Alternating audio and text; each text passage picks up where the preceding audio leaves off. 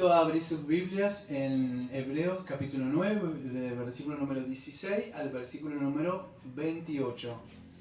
En esta ocasión le he decidido poner al título del sermón Esperando que el Señor Jesucristo salga del lugar santísimo. Me acuerdo que hace mucho tiempo había escuchado, creo que lo había leído, lo había escuchado, no me acuerdo bien, si no le doy los créditos, no me acuerdo de dónde fue. Que había una gran persecución, no me acuerdo en qué país también. Lo que sí me acuerdo es que los cristianos no se podían congregar y estaban los militares, los soldados frenando a cada civil que iba hacia un lugar, y en un momento frenan a una chica. Yo lo conté hace mucho, un par de veces, y le dice a dónde iba, y ella sabía que era cristiana, o sea, ella misma, y no sabía que no podía mentir. Entonces ella dijo: voy a reunirme porque mi hermano mayor murió y ha dejado un testamento. Y entonces la dejaron ir. Y por supuesto que ella no había mentido, pues estaba hablando del Señor Jesucristo, que murió en la cruz y dejó el testamento, y que se iba a leer para sus hermanos. Bueno, amados, nosotros es lo que hacemos siempre. El Señor ha dejado un testamento para los suyos, y es lo que siempre venimos a ver, cuál es la voluntad de Él para nosotros. En el día de hoy más que nunca nos toca ver parte de eso, porque justo estuvimos viendo todos estos domingos y anticipando esa palabra que aparecía como de ante, que si se acuerda, entre pacto y testamento. En el día de hoy vamos a ver eso. Escuche, me toca ver en el día de hoy la necesidad, o sea, que de Jesucristo, de la muerte de Jesucristo. ¿Por qué era la necesidad de la muerte del Señor Jesucristo? El domingo pasado estábamos viendo un poco de esa herencia prometida. No sé si se acuerdan, el versículo número 15 que estuve leyendo. Y el versículo número 15 va a estar unido, o sea, por supuesto, con el 16 de acá en adelante. Pero para que puedan tener un poco del contexto, voy a leer el versículo 15. Versículo 15. Así que por eso es mediador de un nuevo pacto, para que interviniendo muerte,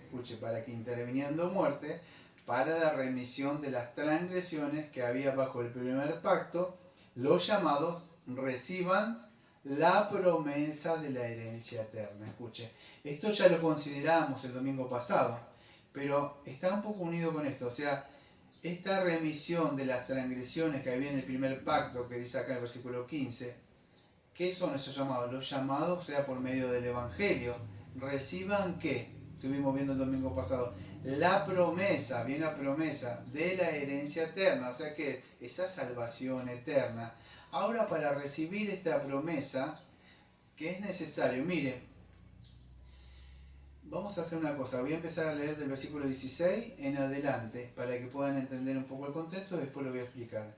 Versículo 16, porque donde hay testamento es necesario que intervenga muerte del testador, porque el testamento con la muerte se confirma, pues no es válido entre que tanto el testador vive, de donde ni aun el primer pacto fue instituido sin sangre.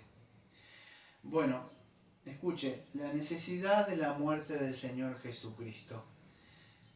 En la época que vivían ellos, no sé si se acuerdan, ustedes lo saben, pero para refrescar la memoria, para poder unir con estos textos, en el contexto cultural y político y religioso de esa época, se esperaba un Mesías, pero el Mesías era un Mesías libertador de la tiranía, de la opresión, de todo lo que estaban siempre pasando el pueblo de Dios. En ese tiempo, por supuesto, estaban bajo la tiranía, vamos a decir, de Roma. ¿Se acuerdan?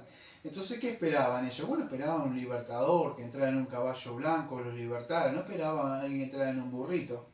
O no esperaba a alguien que le dijera al mismo pueblo de Dios que se debían arrepentirse de sus pecados. Si somos el pueblo de Dios, ¿cómo no va a decir eso? Ese es el contexto para que puedan entender. Nunca esperaban un Mesías que venía a morir.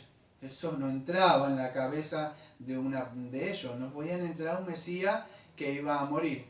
Pero en el día de hoy vamos a ver que este Mesías venía a cumplir una profecía, un pacto, podríamos decir, la promesa, o este pacto, o este testamento, escuche, intratrinitario, ¿sí? Porque el Padre le iba a dar un pueblo, pero para cumplir eso tenía que vivir una vida perfecta, pero a la misma vez tenía que ese testamento, cuando se firma, usted lo firma, generalmente va un notario o un escribano, quien hace eso, usted lo hace en vida. Y eso firma. Pero en esa época ustedes saben que no había esas clases de cosas, se firmaba con la sangre, o sea, entonces este testamento se iba a sellar con la sangre. No solamente en el Nuevo Testamento, lo vamos a ver en el Antiguo Testamento. ¿Sí? Escuchen, esto le iba a explicar otra vez, pero no me dio tiempo, por algo será que el Señor lo aplazó para ahora. Pero en el Antiguo Testamento ya se anunciaba la muerte del Señor Jesucristo. Vivimos en una época, vamos a decir, donde, no sé si conocen un poco ustedes sobre los últimos tiempos escatológicos, la palabra dispensacionalismo. El dispensacionalismo espera reconstruir otro templo, el judío está esperando la primera venida del Mesías, y nosotros estamos esperando la segunda venida del Mesías, ¿se puede llegar a entender? Pero, escuchen lo que voy a decir. Cuando vemos esto nosotros, quiero que entienda esto. El Señor Jesucristo hizo cesar estos sacrificios y esta ofrenda, como dice el libro de Daniel. En el libro de Daniel, capítulo número 9, el versículo creo 24 al 27, ¿qué dice? Que este pacto fue confirmado, o sea, Él hizo cesar. Me escuche, lo que voy a explicar está un poco difícil de entender, así que téngame paciencia porque voy a explicar cómo en el Antiguo Testamento ya estaba anunciado que la venida del Mesías iba a hacer cesar todos esos sacrificios, pero si se hace todos esos sacrificios iba a ser que por medio de su muerte, ¿sí? Iba a cesar esos sacrificios. Con la muerte y su sangre, vamos a decir, confirmaría este nuevo pacto que dice en Mateo 26. Dice que esta es la sangre del nuevo pacto, ¿sí? Que hacen remisión ¿por qué? Por muchos. Yo entonces voy a abrir un poco en Daniel 9:24 para que puedan entender lo que estamos hablando. Lo que voy a ver, algunos textos del Antiguo Testamento para que puedan entender cómo ya estaba anunciado esto que voy a explicar dentro de un ratito. ¿Y para qué? Volvamos a... ¿Por qué estoy hablando de estas cosas? Escuche, porque estamos estudiando la epístola de los hebreos. Y los hebreos no entendían esto de cómo este Mesías tenía que morir o por qué tenía que hacer esto, ¿sí? ¿Por qué? Porque venía, acuérdense que este Mesías no solamente iba a ser rey, sino que iba a ser un sumo sacerdote, ¿sí? Daniel 9, versículo número 24 al 27. Escuchen. 70 semanas están determinadas sobre tu pueblo y sobre tu santa ciudad para determinar la prevaricación y poner fin al pecado, y expiar la iniquidad, para traer la justicia perdurable y sellar la visión y la profecía, y ungir al santo de los santos. Sabe pues y entiende que después de la salida de la orden para restaurar y edificar Jerusalén, hasta el Mesías príncipe, habrá 7 semanas, 72 semanas, y él volverá a edificar la plaza y el muro en tiempos angustiosos. Después de las 72 semanas se quitará la vida al Mesías, mas no por el pueblo de un príncipe que ha de venir destruirá la ciudad, y el santuario a su fin será con inundación hasta el fin de la guerra, durarán las devastaciones. Y por otra semana confirmará el pacto con muchos, y a la mitad de la semana hará cesar el sacrificio y la ofrenda. Después, con la muchedumbre de las abominaciones, vendrá el desolador hasta que venga la consumación, y lo que determinará, y lo que está determinado se derrama sobre el desolador. Perdón, pero la letra es un poco chica.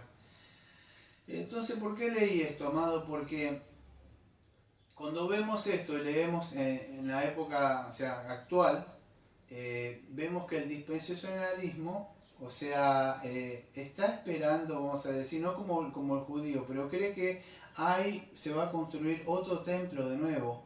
Vemos muchas... Es necesario que entendamos el libro de Hebreo por muchas cosas, porque tiran por tierra muchas doctrinas que vemos en el día de hoy. Por ejemplo, el dispensacionalismo piensa que se va a levantar más un tercer templo, que este que se levanta ahí lo confunden con el anticristo, que cuando es Cristo, el que está haciendo, vemos ahora, él va a hacer todos estos sacrificios que vemos en Hebreos. Daniel ya anticipaba que iban a dejar de cesar. Por el sacrificio que iba a hacer, esto iba a terminar. Pero una mala interpretación de esto que logramos. Bueno, que se va a levantar un tercer templo, que se van a volver a levantar sacrificios de nuevo, que va a estar el anticristo. Pero lo que está hablando que va a terminar esto es que ese antiguo pacto va a ser por medio de este sacrificio, por medio del Mesías. Y a él se le quitará la vida.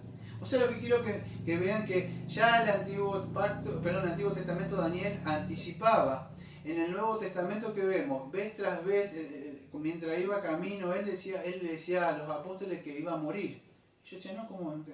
Y vez tras vez le decía, va a morir. Hasta Pedro le dijo, no suceda tal cosa. El hijo lo reprendió el enemigo. Dice que hablaba. Entonces, ella anunciaba. En Lucas 24, cuando ya resucita, también lo mismo. Le dice, yo para no ir a los textos, voy a apelar a que ustedes recuerden las escrituras.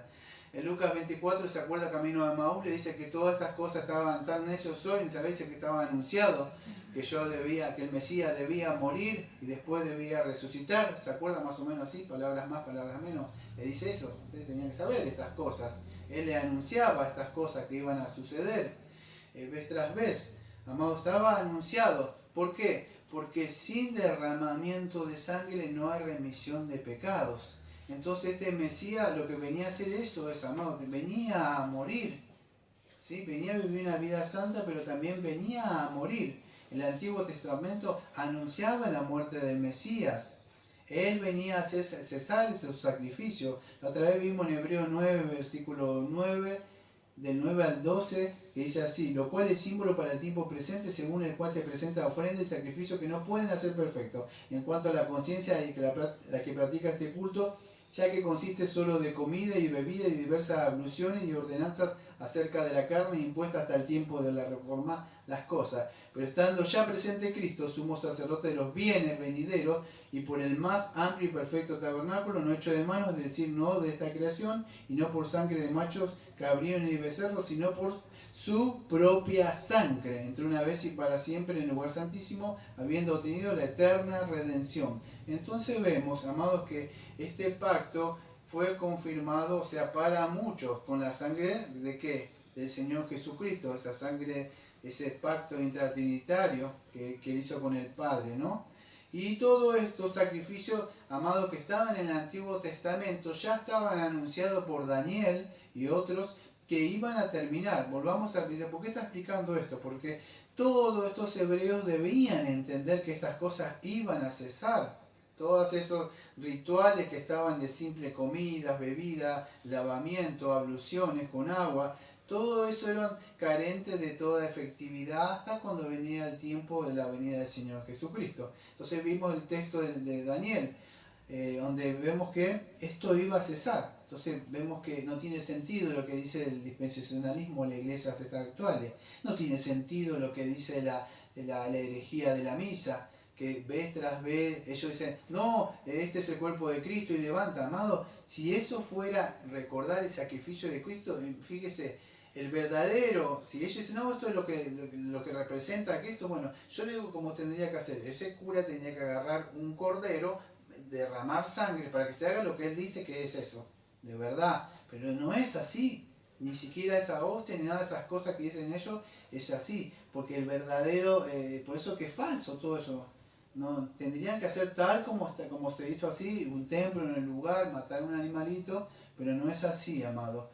Entonces todas estas cosas cesaron. Debemos entender de verdad este sacrificio que se hizo. Todo esto, amado, tanto lo vemos en el Antiguo Testamento, lo vemos en Isaías.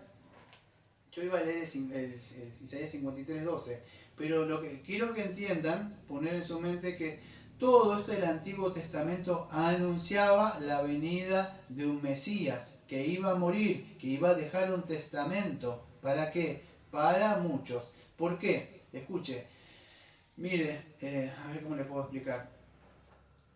Hay muchas personas que cuando viven, no solamente cuando están viejitos, cuando están vivos, dejan por medio de un notario o alguien, o se van a escribano, algún juez o algo, dejan un testamento. Lo que sea, lo dejan para la iglesia, lo dejan para algo, pero eso queda en vida. Cuando usted hace eso, ese papel, tiene ninguna importancia. Está ahí nada más, pero no puede, es más, puede estar, usted capaz que puede recibir una cosa y ni sabía que estaba ahí. Pero cuando usted muere, eso entra en vigencia, o sea, cobra vigencia. Lo que quiero decir, yo creo que usted me puede llegar a entender lo que estoy queriendo decir. Mientras estaba en vida, vas a decir, no tiene ninguna vigencia, pero el Señor al morir dejó un testamento, y lo selló con su propia sangre, ¿sí? Así que, y este testamento, amados, no quiero entrar en la disputa que hay entre calvinistas y arminianos. Yo tengo mi posición reformada muy clara, pero yo creo que sin entrar en esa disputa teológica, más allá de eso, este testamento se recibe por medio de la fe. Si usted a alguien le deja un testamento, ¿lo puede querer o no lo puede querer? ¿Sí? Es así, una persona, si usted a alguien le dejó, a mí nadie me dejó nada, pero vamos a decir, si usted le deja a alguien, usted puede decir, no, no lo quiero, o se lo quiero otra cosa, y bueno, usted, es más, hay ciertos requisitos también para poder recibirlo, ¿sí? En este caso es por medio de la fe, para poder recibirlo. Escuche, voy a poner algo que yo creo, no voy a decir este hombre es reformado, pero yo creo que es así. Los que dejó él anotado, o sea, los que él dejó anotado, o sea, en ese testamento, escuche, ninguno de ellos se va a perder, ¿sí? ¿Por qué?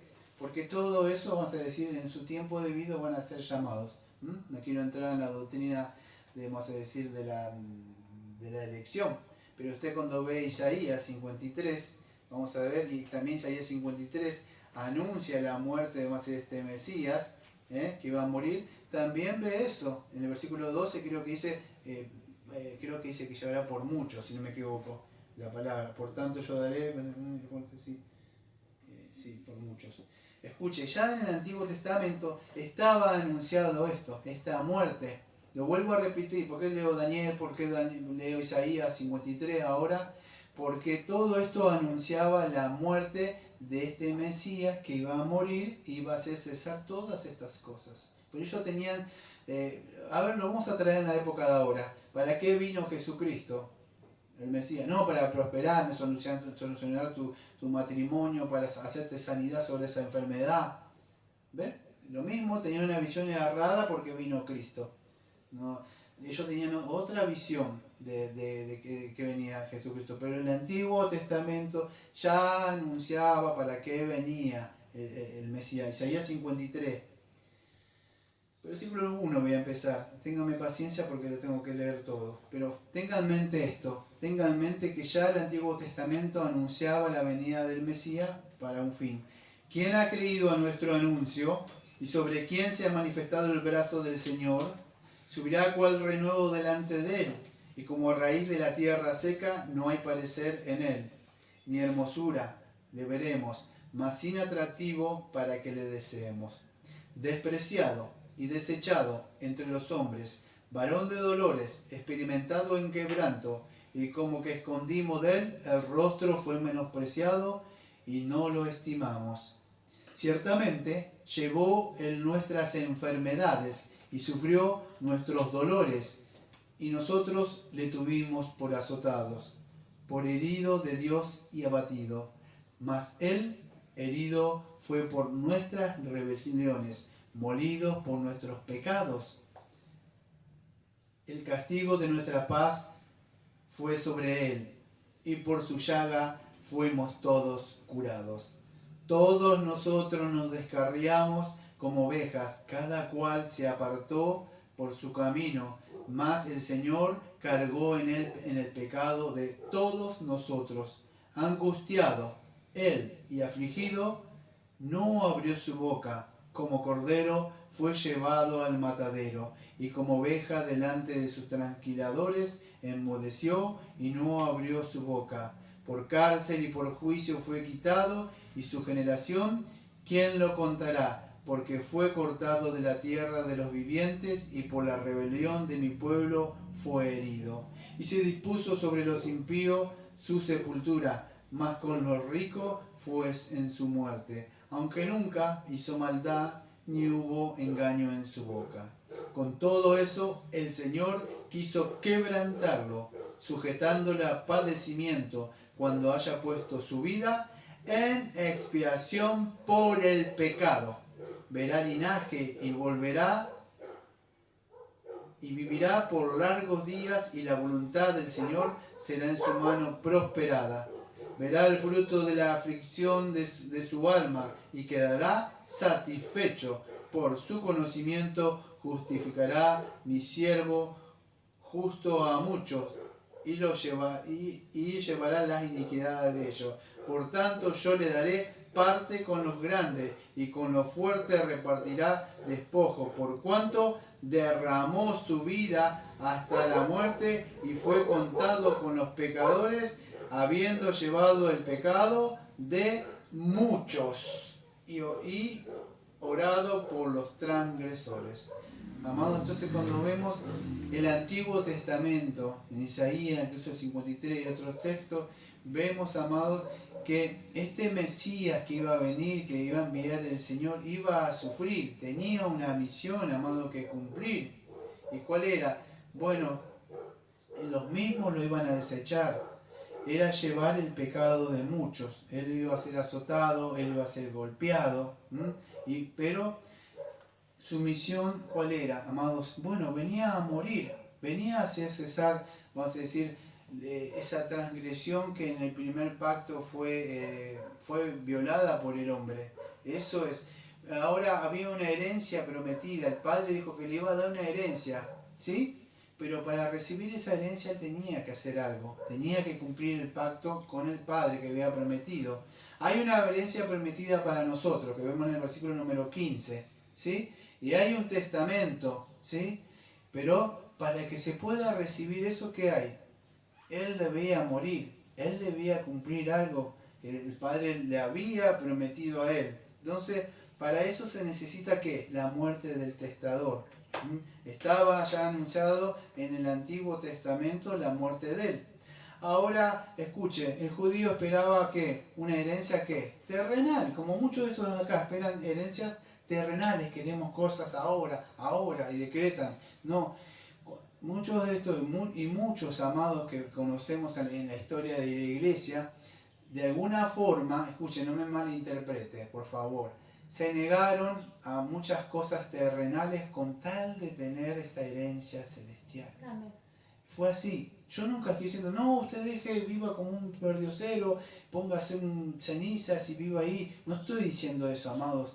Pero nosotros tenemos bien en claros a dónde vamos. Y muchas veces dejamos estos despojos de este mundo con el bien de alcanzar esta herencia celestial. No sé si se puede entender. No estoy diciendo que vamos a decir que nosotros no procuremos bienes de este mundo, si Dios quiere darnos bienes de este mundo.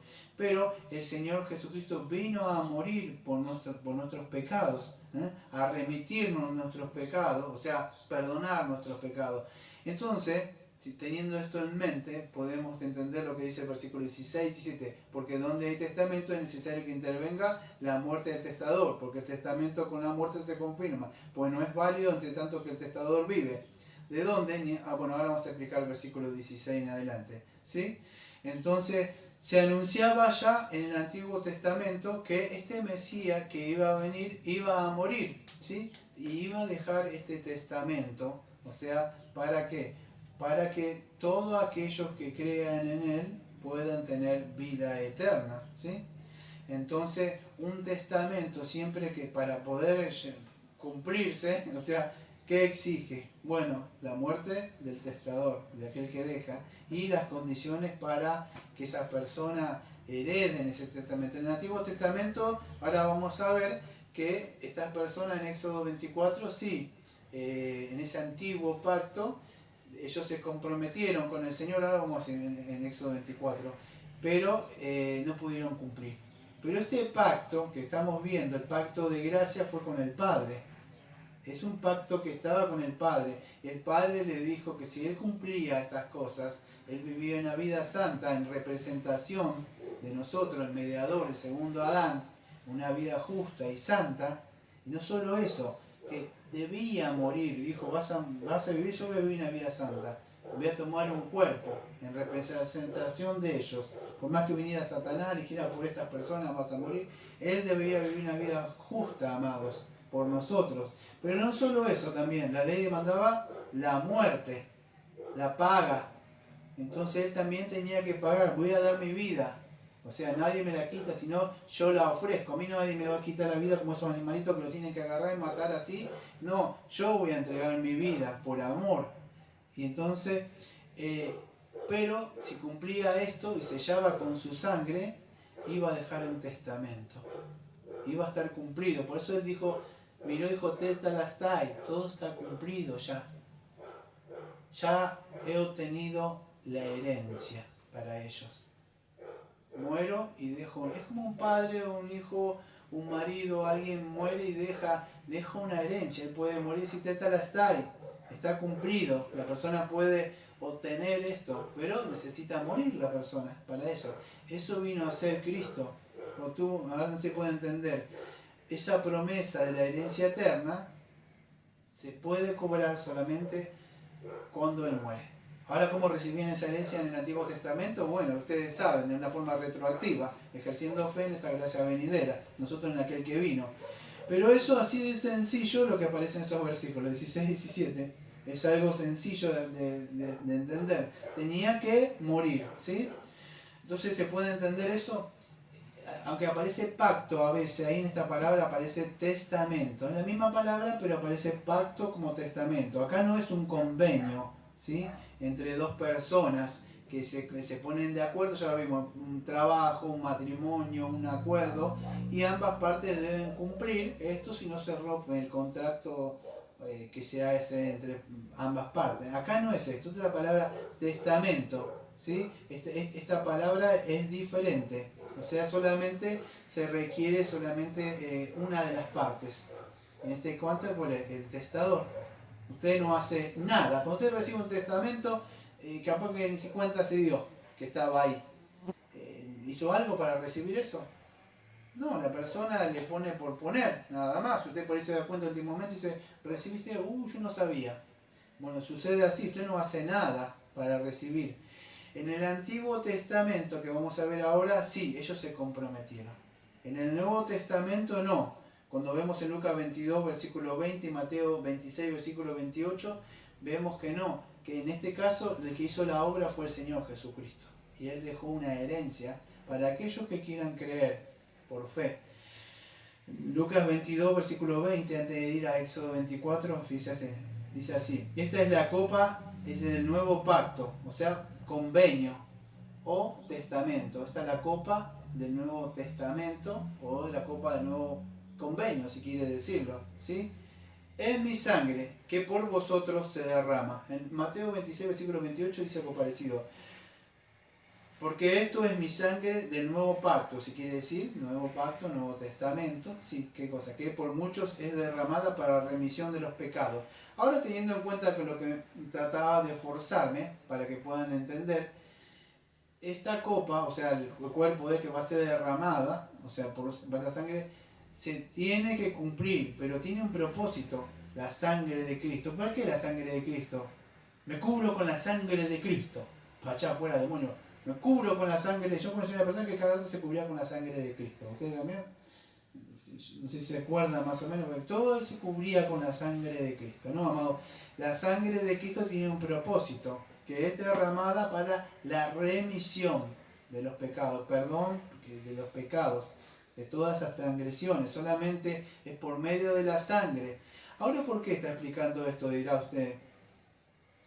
El hombre debe entender que es culpable ante el juicio de Dios No se le puede andar diciendo a una persona, no, aceptá a Jesús en tu corazón. Él debe entender que es un culpable. Él debe entender que es un transgresor. Él debe entender que la ley de Dios demanda la paga del pecado, la muerte.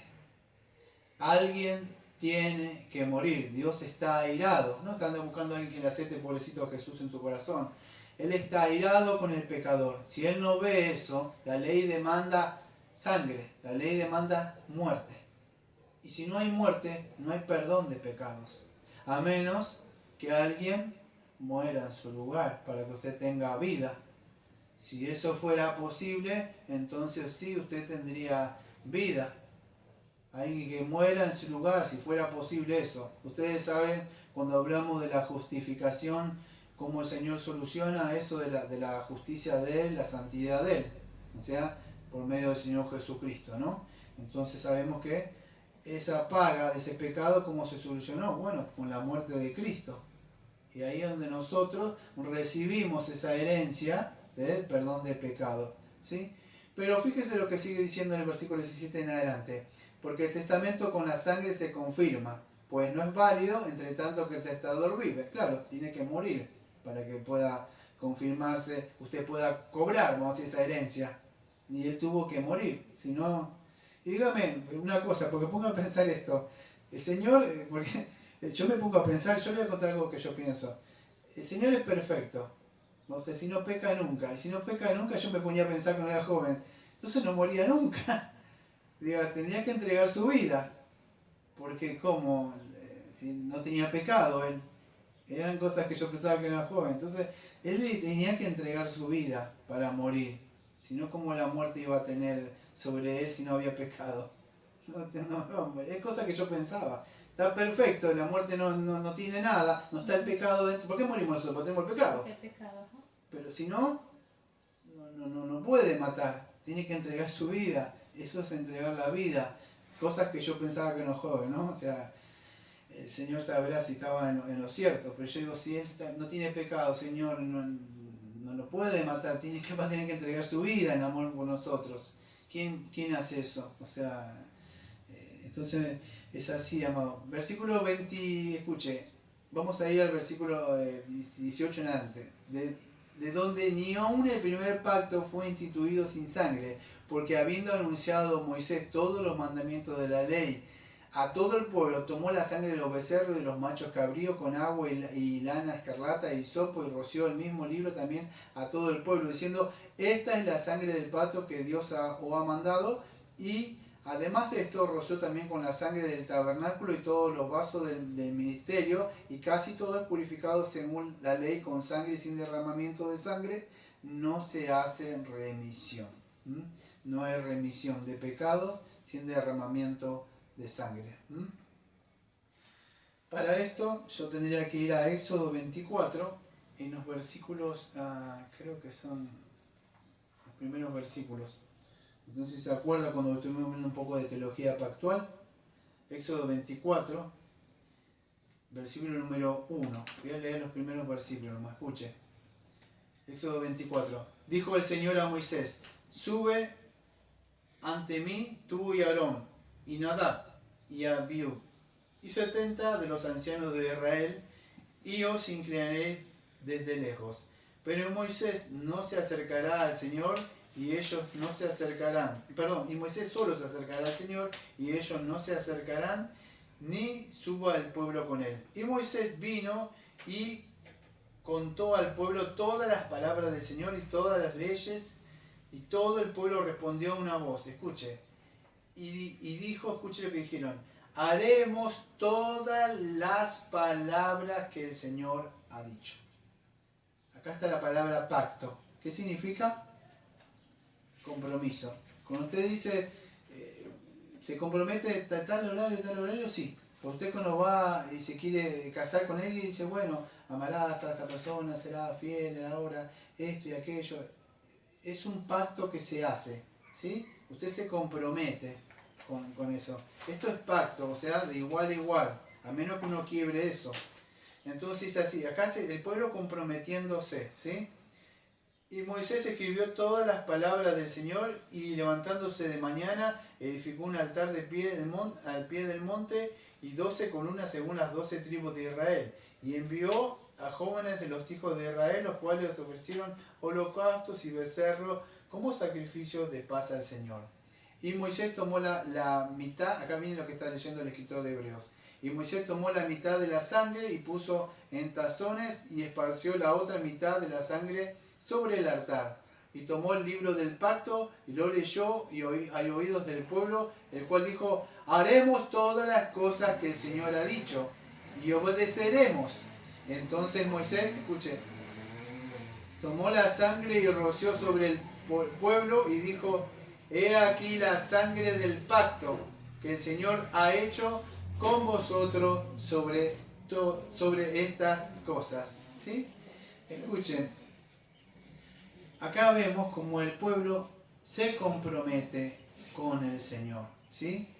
Fíjese, y cuando Moisés, fíjese, rocía, aunque el escritor de Hebreos, algunos que vamos a decir que buscan encontrarle algo a la Biblia, dice, bueno, entró en el tabernáculo, en esa época está haciendo en Éxodo, ustedes ahí no estaba el tabernáculo, no sé si me escucharon leer acá, dice, en la parte dice, es que no me da tiempo explicar estas cosas texto por texto lo que va apareciendo acá, pero dice, y después de esto, dice en la parte acá, esto no significa que lo hizo en ese momento, ¿sí?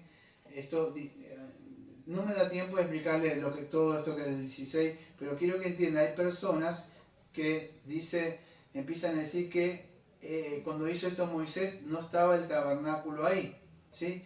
Una parte que está haciendo eso sí lo hizo ahí, y ese pueblo se comprometió, pero a ver cuando dice, porque habiendo anunciado a Moisés todos los mandamientos de la ley, tomó la sangre de los becerros, los machos de cabrío, y con escarlata y hisopo, y roció en el mirro, y todo esto, diciendo esto es la sangre de... Y además de esto, ese versículo de la parte 21, ahí cómo le puedo explicar, aunque no se entiende ahí, dice, bueno, pero esto es como que roció, dice, y además esto roció también con sangre del tabernáculo.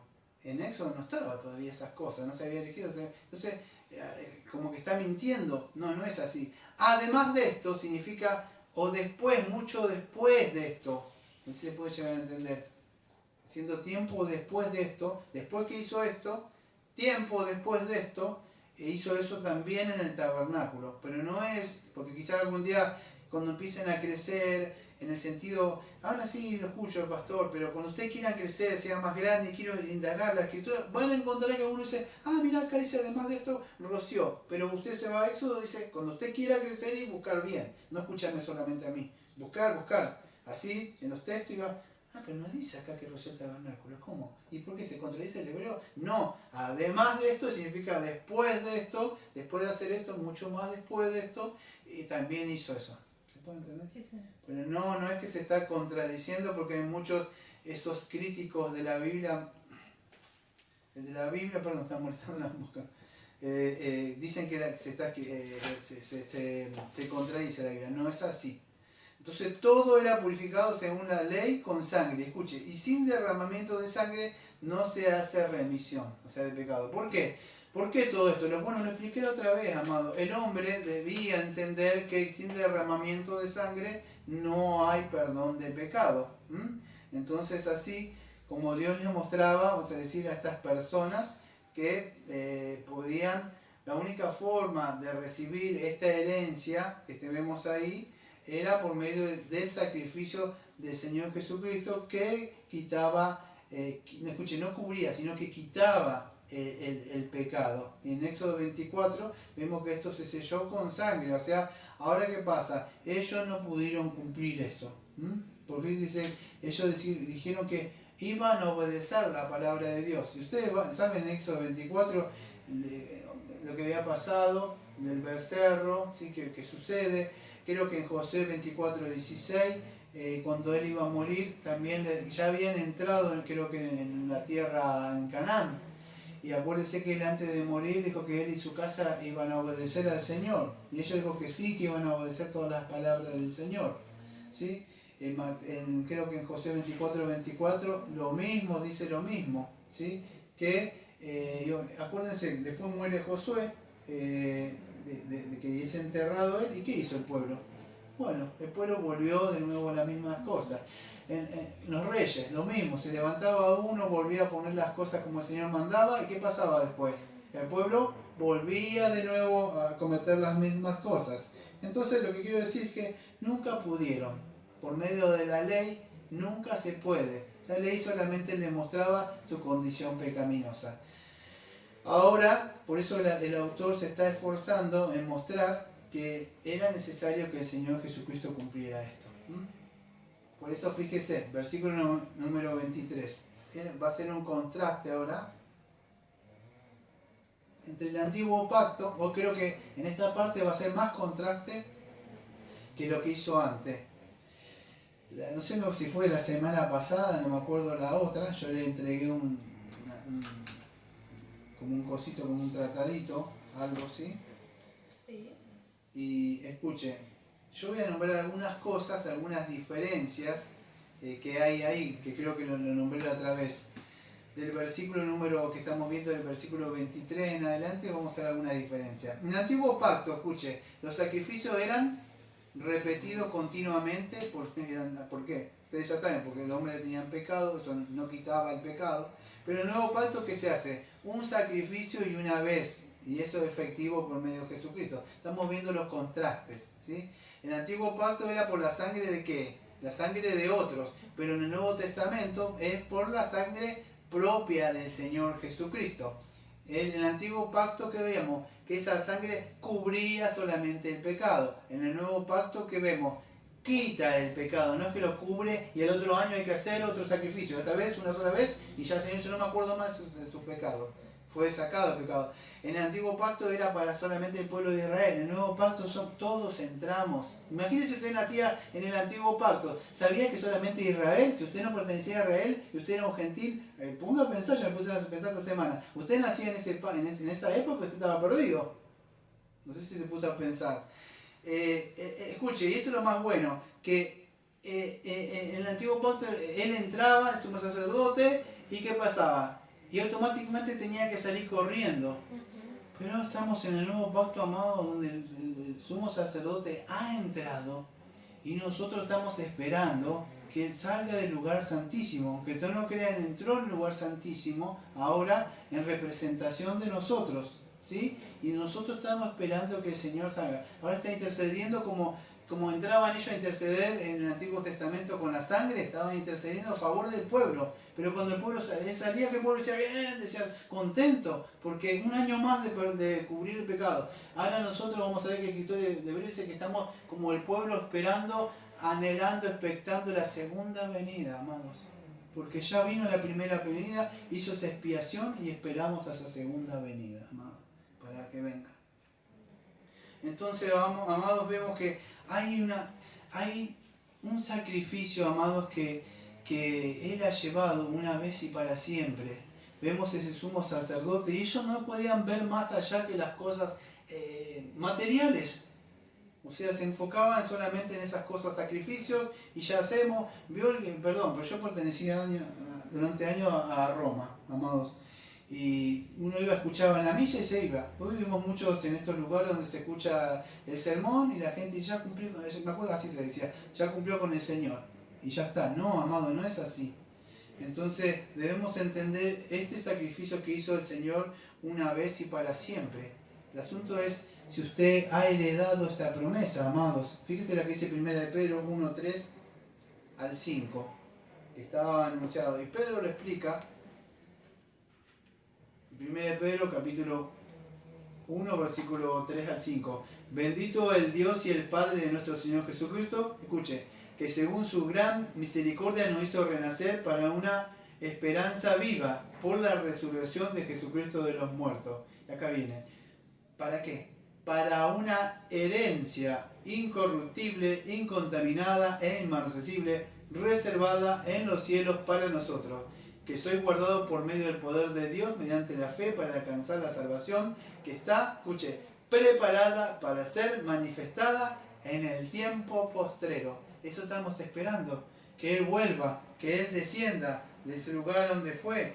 Y eso es lo que lo hace la iglesia. Hay una salvación, hay una herencia incorruptible que Él ha logrado para nosotros. Entonces, el asunto, amados, es si usted tiene esa herencia, se ha apropiado de esa herencia, porque dice que el Señor aquellos que le ha dado esa herencia ahora, Señor, hay perdón de pecados. No es que le ha cubierto. Y es verdad, también en la Biblia, que el pecado está, pero también es verdad que el pecado no puede reinar. El pecado puede venir momentáneamente a nosotros así, y en un momento, pero no puede quedarse. No puede estar un día, no puede estar 2 días, no puede vivir conmigo.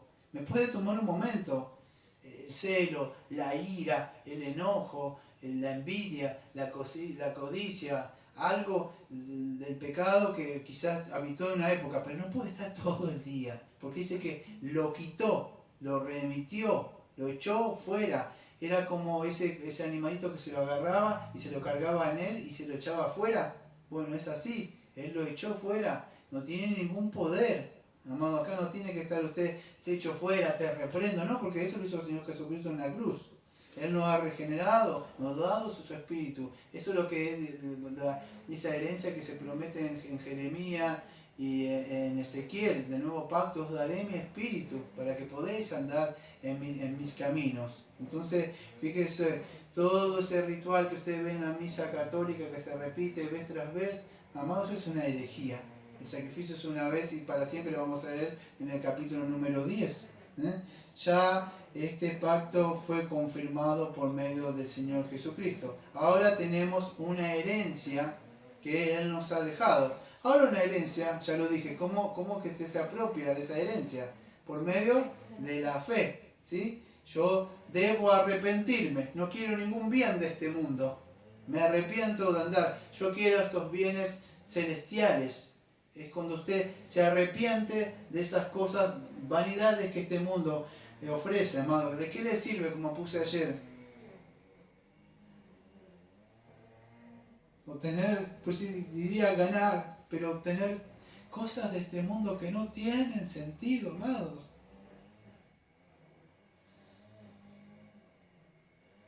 La muerte llega en cualquier momento.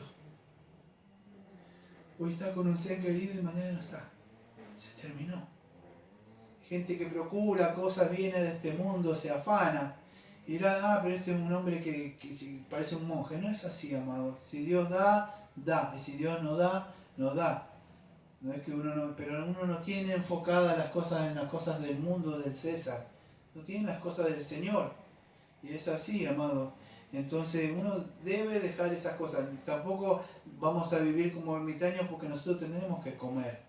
Pero nuestra mente está enfocada en otras cosas, como ven en Hebreos 11, amado. Mucha de esa gente que vemos en Hebreos 11, sí comieron, sí trabajaron, pero por la fe anduvieron y andaron en este mundo, no eran dignos de este mundo, amado. Pero claro que trabajaron, claro que araron la tierra, quizás más que ustedes, porque tuvieron que trabajar, esforzarse en la tierra, labrar, sembrar, orar que Dios no tiraba agua. A ver, que tener más fe que usted que trabaja. Sí, pero tenían a Dios primero, amados. Entonces se arrepintieron, no es decir, de sus obras muertas, amados, y ejercer fe en el Señor Jesucristo.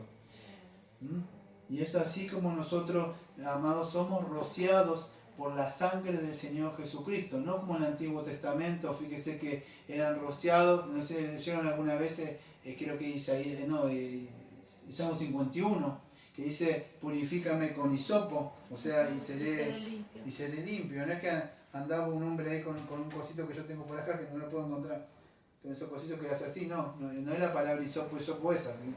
Entonces, pero nosotros fuimos rociados con la sangre del Señor Jesucristo. ¿Pero para qué?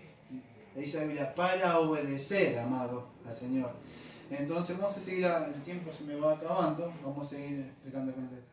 Pues fue necesario que la figura de las cosas celestiales fueran purificadas, así que, pero las cosas celestiales mismas, con mejores sacrificios que estos, porque no entró Cristo en el santuario hecho de mano, figura del venidero, sino en el cielo mismo, para presentarse por nosotros ante Dios, y no para ofrecer muchas veces, como entra en el sumo sacerdote en el lugar santísimo, cada año con sangre ajena.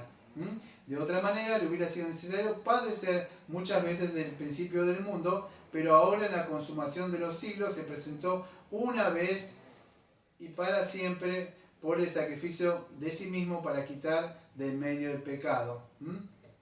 Entonces, ¿qué es esto que aparece en el versículo número 26? Esta consumación de los siglos, amados. esta consumación de los siglos, vemos que da final a qué cosa, todo lo que leí ahí. Todas esas cosas que leí del versículo 23 al versículo 26, todo eso eran figuras que ya vimos. Estamos repitiendo un poco más de lo mismo. Eran como tipos y sombras de las cosas celestiales. ¿Dónde entró Él? Bueno, en el lugar santísimo. ¿Dónde? En el cielo, amados. Ya vimos que no era el cuerpo, nosotros ni la iglesia. En el lugar santísimo entró. ¿Pero para qué entró? Escuchen, en el Antiguo Testamento que entraba en representación de ¿quién? Del pueblo. El Señor Jesucristo, escuche, presta atención a esto. Él no entró por Él.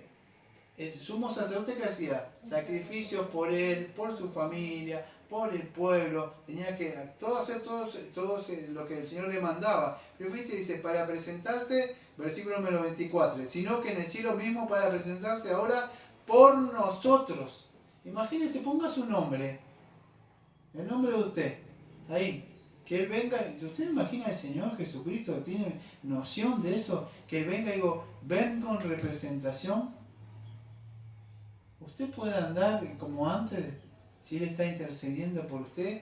¿Cómo es posible? Bueno, usted debe creer eso, que Él murió en la cruz por usted, que el Señor dice, en este momento, claro, lo que sucede, ¿sabe qué pasa? Yo pensaba esta semana, pero ¿cómo es posible? Claro que un día para Él como 1000 años, y como ya tenía que haber venido, claro, pero Él es el Señor. Pero imagínense cuando salga, y Él venga a buscar a los suyos, aquellos que le están esperando. Pero esperando no es por ahí como andan, dice, esperando el día del Señor, anda por ahí. No. ¿Sabe cuál es la palabra final que aparece ahí? Dice, fíjese así, el versículo 20, ahora ya vuelvo a los versículos anteriores, pero dice, versículo 28, así también Cristo fue ofrecido una sola vez para llevar los pecados de muchos, y escuche, y aparecerá por segunda vez sin relación con el pecado para salvar a los que le esperan. ¿Le está esperando usted? ¿Está como el pueblo de Dios así? ¿Sabes qué estaban esperando ellos? Que el sacerdote saliera, a ver si vivió. Y cuando salían ellos contentos, ¿sabes por qué estaban contentos? Porque había un año más. Un año más de perdón del pecado. El pueblo contento de que el Señor había aceptado eso. Pero el pueblo estaba así, esperando. Y cuando Él salía, hasta el mismo sacerdote hacía fiesta. Tenían un año más de remisión, de perdón de los pecados, o sea que los cubría. Así debemos estar nosotros, como este pueblo, esperando esa segunda, creo que es Romanos 13:11, dice así, que nuestra salvación está más cerca de cuando nosotros creímos. Es verdad, nosotros creímos, hemos tenido perdón de pecado, pero hay una segunda venida donde el Señor va a salir donde está ahora y va a volver por aquellos que están esperando, anhelando, luchando, diciendo, Señor, ¿hasta cuándo? Ayúdeme, yo no puedo acá, necesito un cuerpo glorificado. Aunque mi espíritu fue redimido, mi espíritu lucha, ayúdeme. Usted debe perseverar, amados. El Señor murió por sus pecados, está intercediendo, clame y diga, Señor, ayúdeme, Señor. Porque en este momento está ya el Señor. Dice, ya lo vimos, amados, en el capítulo 7, versículo 25. Está intercediendo. Fíjense lo que dice, creo que era el 7:25, donde dice, por lo cual puede también salvar perpetuamente a los que por Él se acercan a Dios, viviendo siempre para interceder por ellos. Porque fue un sacerdote sin mancha. Cuando Él entraba, ¿qué estaba haciendo el sumo sacerdote? Bueno, estaba intercediendo en ese momento, adentro. No sé si se entiende lo que quiero decir. Claro, lo que sucede es que el tipo de nosotros es diferente. Él entró ahora y está intercediendo con la sangre, pero en un momento va a salir así y va a venir a su pueblo, amados. La está esperando, porque eso es lo que dice la Biblia, que debemos esperarle, amados, anhelar esa segunda venida del Señor Jesucristo, donde Él saldrá del lugar santísimo, amados. Todo aquello, ¿para qué? Para que nosotros podamos entrar al lugar santísimo. Fíjese, para eso, en el capítulo número 10 seguramente lo vamos a ver eso, pero creo que es en el capítulo 12, versículo 22, en donde el autor explica, dice así, a ver, versículo número 22, sino que habéis acercado al monte de Sión, a la ciudad santa, del Dios vivo, Jerusalén celestial, a la compañía de muchos millares de ángeles, a la congregación de los primogénitos que están inscritos en los cielos, a Dios el juez de todo, a los espíritus de los justos hechos perfectos. Que Jesús es el mediador del nuevo pacto y de la sangre rociada, que habla que es lo mejor de la de Abel. Entonces, que es por medio del Señor Jesucristo que tenemos esa entrada al lugar santísimo. Esto lo vamos a explicar un poquitito más, amados, cuando lleguemos al libro de Hebreos capítulo número 10. ¿Sí? Pero él se presentó como sacerdote en Levítico 16, versículo 32 al 33. Ven un poco de ese oficio que tenía el sumo sacerdote ahí. Bueno, él lo que está haciendo ahora es eso, amados. Pero ¿para qué vino? ¿Para qué apareció, amados? ¿Para qué vino Cristo? ¿Para prosperarlo? ¿Para darle lo que usted quiere? Fíjese lo que dice el texto en el versículo 24 ahí. Porque no entró Cristo en el santuario hecho de mano, figura de verdadero, sino en el cielo mismo, para presentarse ahora por nosotros ante Dios, y no para ofrecer muchas veces, como entra en el sumo sacerdote en el lugar santísimo cada año, con sangre ajena. De otra manera le hubiera sido necesario padecer muchas veces desde el principio del mundo. Pero ahora en la consumación de los siglos se presentó una vez y para siempre por el sacrificio de sí mismo. Escuche, acá viene la palabra. ¿Para qué vino Cristo? Para solucionarle todas las cosas, como dice mucho ahí. Fíjese para qué vino. Para quitar del medio el pecado. Nunca se olvide eso, el propósito de Cristo, porque murió. Murió para quitar, no cubrir, quitar completamente. Quitó el poder y el dominio. Siempre el pecado está, pastor, claro, está y siempre va a estar, pero él no va a dominar. Usted no puede mirar para atrás y decir, yo soy el mismo, así de allá. No puede decir eso. Tiene que haber un antes y un después. Amados, las personas que le conocieron en la antigüedad tienen que mirar, y si usted no me conoció, y la persona tiene de alguna forma, como pasó la otra vez acá, dice, no le hubiera gustado conocerlo. ¿Por qué? Porque esas personas conocieron, amados. Tiene que haber un antes y un después. No hay que lea un poco de Biblia y cambie algunas costumbres. No, amados, se llama regeneración. Usted es rociado con el lavamiento de esa sangre de Jesucristo, el Espíritu Santo lo hace nacer de nuevo. Es verdad que no somos perfectos todavía, pero sí fuimos perfeccionados en el sacrificio de Jesucristo, santificados y apartados para Él. Por eso vino a quitar. O sea, ¿qué es quitar ahí? O abrogar, porque hay la palabra quitar, el versículo 26. Esa palabra es anular, cancelar. Escuche esto, anular, cancelar, quitar. O sea, escuche, había algo que nos condenaba, algo que nos acusaba. ¿Qué era? La ley. Nosotros somos pecadores. Bueno, él vino a quitar. Colosenses dice que eso le agarró así y lo clavó en la cruz.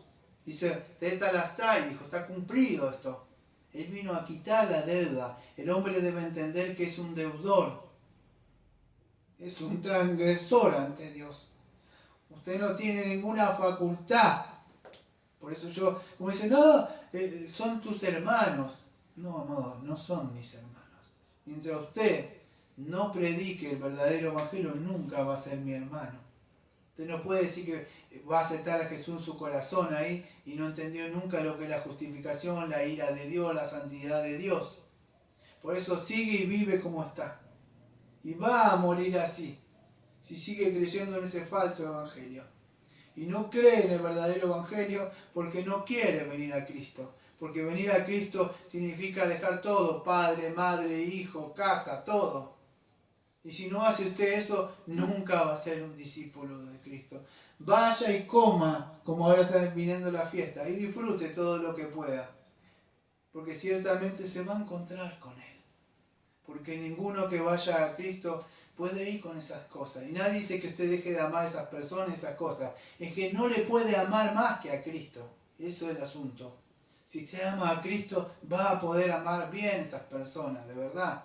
No sé si se puede entender. Entonces así, Él vino a quitar el pecado, la culpa del pecado, el dominio del pecado, el poder de Satanás que tenía sobre nosotros. Ya no nos puede gobernar. Quizás nos atrapa un momento y automáticamente si nos agarramos de la promesa del Señor. ¿Y cuál es la promesa? Que ahora, como dice 1 Juan capítulo 1, versículo 8 a 9, confesamos nuestro pecado, automáticamente nosotros volvemos de alguna forma en sí y somos liberados del pecado que nos atrapa. Pero no nos tiene cautivos como antes.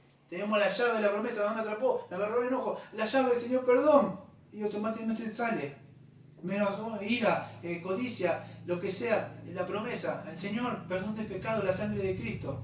Y yo le pido perdón y automáticamente sale. Amado, es así. Entonces Él no puede tener dominio, porque Él entró a presentarse por nosotros, amado. Debemos creer para esto, vivir. Escuche, el tiempo se me ha acabado, pero quiero explicar algo. Versículo 27. Y de manera que está establecido para los hombres que mueran solo una vez y después de esto el juicio. Así también Cristo fue ofrecido una sola vez para llevar los pecados de muchos y aparecerá por segunda vez sin relación con el pecado para salvar a los que le esperan. Amado, la Biblia dice en Hechos 17, versículo 30 al 31, que Dios ha establecido un día donde juzgará a los vivos y a los muertos. Un juicio se avecina. Usted va a camino, usted va a carrera a ese juicio. Cada día que pasa, cada minuto, cada segundo, usted se va a encontrar. Bueno, alegría para aquellos que esperamos o que Él venga o que dormamos en Cristo. Pero téngalo por seguro que ya apareció, ya estamos en esa consumación que aparece en el versículo 96, que dice, versículo 96, que dice, ese tiempo final ya se cumplió. Escuche, de esta manera le hubiera sido necesario padecer muchas veces desde el principio del mundo, pero ahora en la consumación de los siglos. ¿Qué es esa consumación de los siglos, fin del tiempo? Bueno, esa consumación de los siglos, amado, ocurrió con la primera venida del Señor Jesucristo. La muerte, por eso primero dice, ya estamos en los hijitos míos en los posteriores. ¿Por qué? ¿Cuándo se inauguró de alguna forma haciendo reloj? Con la venida de Cristo, la muerte de Cristo, la resurrección de Cristo y la ascensión de Cristo, empezó esto lo que dice acá, esta consumación de los siglos, o como yo tengo anotado por ahí, creo que era el tiempo, los últimos tiempos, los últimos días. Es así, fue inaugurado. Ya fue inaugurado, amado. ¿Qué estamos esperando? Bueno, la segunda venida. Anhelando, expectando como el pueblo esperaba que Él saliera. Pero Él ya hizo el sacrificio, sí, ya lo hizo. Se hacía ese sacrificio, que usted, si lo tengo que explicar, antes de entrar al lugar santísimo, se hacía el sacrificio afuera y esa sangre era llevada. Bueno, ese sacrificio se hizo afuera, ustedes saben Jesucristo, pero Él mismo también es sacerdote y Él mismo entró. Todos sabemos, ¿qué pasaba? Bueno, pasaba que tenía que salir, pero todavía no vino. No sé si estamos en ese tiempo espiritual para que me puedan entender, esperando que Él venga, que Él salga. Mire cuando descienda, amados. ¿Y usted imagina que la gente está en sacrificio por ahí? Imagina el pueblo así el día de Yom Kippur, esperando y otro andaba por ahí, sí, en el mundo. No, amado, no puede ser así. No podemos estar esperando así la segunda venida como lo hace el mundo, amado. Vivimos una época, como digo, hace años, amados. A mí me da terror estas fiestas. Lo digo siempre ese año. Yo no digo que esta cosa, este hombre está diciendo cosas. Es algo mío. Pero siempre que veo esta fiesta, digo que el Señor cuando decía, estarán comiendo, estarán bebiendo. Como los días de Noé. En otra parte dice, y todo ojo le verá.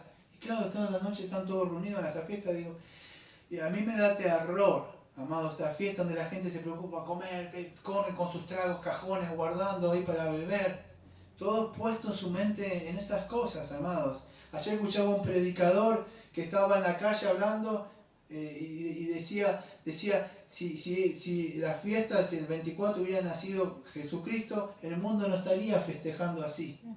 Porque es así, amados. Por más allá que no nació. ¿Usted cree que el mundo estaría festejando así si hubiera sido? No, amados. Dios no nos mandó a recordar, aunque recordamos a veces, lo que sí que nos mandó a recordar, estas cosas, ¿sabes? Que la muerte de Jesucristo, eso sí nos mandó. Esto es en memoria mía, la Santa Cena. Pero no estas cosas, amado, todas estas cosas que están haciendo. Y encima se atreve, yo usted lo quiere hacer, festeje lo que quiera, amado. Pero usted va a ver, yo lo digo con dolor siempre, dentro de la iglesia reformada se están deformando, vamos a decir. Usted va a ver la iglesia con jojó y con bolitas ahí, cosas, acá, hasta acá la he visto con cositas bolitas. Amados, armando arbolitos dentro de la iglesia. ¿Eh? El Papá Noel, es el jojó ese que digo yo. El Papá Noel, amado. Entonces, que la iglesia espero, amado, que se esté alertando. Si usted me espera unos segundos, uy, me pasé del tiempo. Escúcheme, pero tengo unos textos para leer y ya termino, solamente con un par de textos. En Juan capítulo 6, versículo 37 al 40.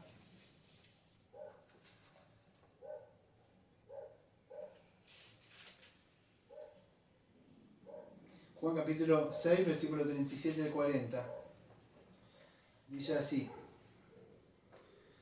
todo lo que el Padre me da, vendrá a mí, y al que a mí viene, no le echo fuera, porque he descendido del cielo no para hacer mi voluntad, sino la voluntad del que me envió. Y esta es la voluntad del Padre, del que me envió, y de todo lo que me diere, escuche, no pierda yo nada, sino que lo resucite en el día postrero. Y esta es la voluntad del que me ha enviado, que todo aquel que viene al Hijo y cree en Él, tenga vida eterna, y yo le resucitaré en el día postrero. ¿Está esperando esa promesa, amado usted? En otra parte dice también así, Juan capítulo 5, versículo 21 al 29.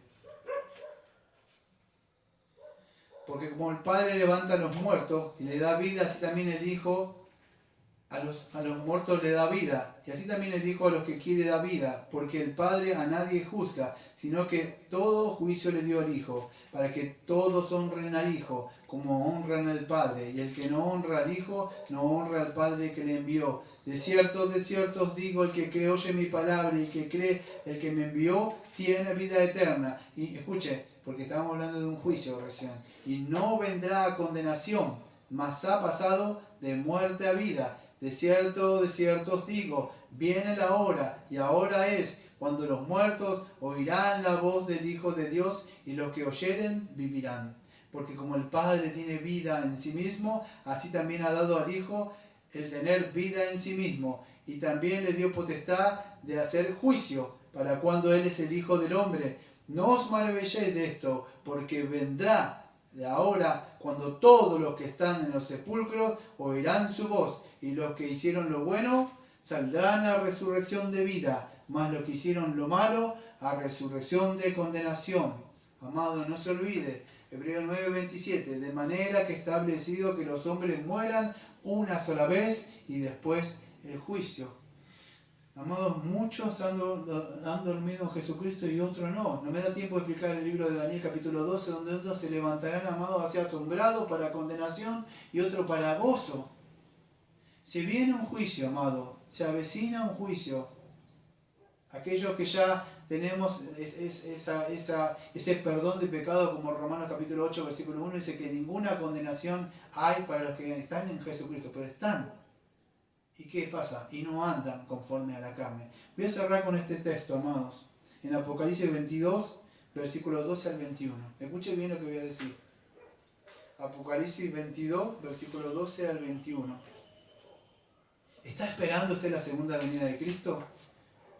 Mientras leo Apocalipsis, tengan el texto de Hebreo que dice así, versículo 28. Así también Cristo fue ofrecido una sola vez para llevar los pecados de muchos, y escuche, y aparecerá por segunda vez, sin relación con el pecado, para salvar a los que le esperan. Ya Él no viene con relación al pecado. ¿Por qué? Porque ya vino en su primera oportunidad con relación al pecado para quitar. Amado, Él viene ya para juzgar. ¿Está esperando usted? Apocalipsis capítulo número 22, versículos 12 al 21.